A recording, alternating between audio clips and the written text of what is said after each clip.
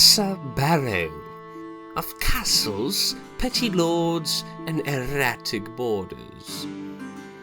Ah, the Baro, home sweet home. Which one, you ask?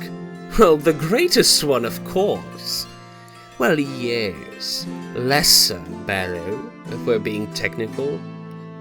We may seem like we're all about frivolities and fancy clothes, but I'll let you know, never before in history had a harsher environment been conceived.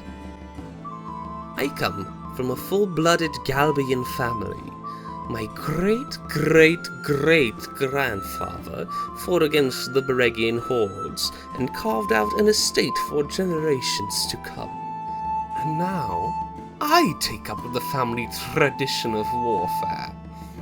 Though blades and shields are a relic of the past, we wage battles in courts and ballrooms.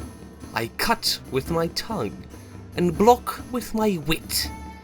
Don't be surprised when, one day, you find me on the right side of the monarch.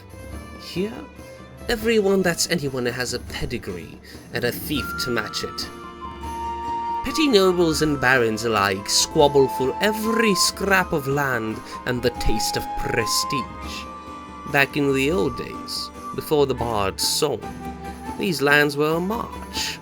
In fact, the very first march of our great Commonwealth. Beregians and Galbians, brothers and sisters, fought relentlessly to seize a plot of land for themselves. Once peace was declared, there were maploads of borders to be drawn and disputes to be settled. I'd like to say that our rulers handled it properly, but to be fair, it was mostly arbitrary. I've heard of lines drawn between two standing armies. Villages were split 3 ways. In some maps, you can clearly see the outlines of trees and their shadows. It was chaos. To this day, disputes over these borders are the love and pride of our people.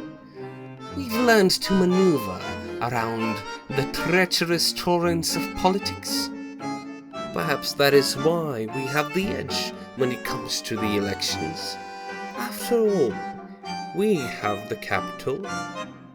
I couldn't imagine someone who does not have a domain in the Barrows to be candidate for monarchy. And what is my pedigree? Well, I'm glad you asked. I am an arcanist with an academic writ from... well, yes, I am technically a petty lord, but I don't see how that changes...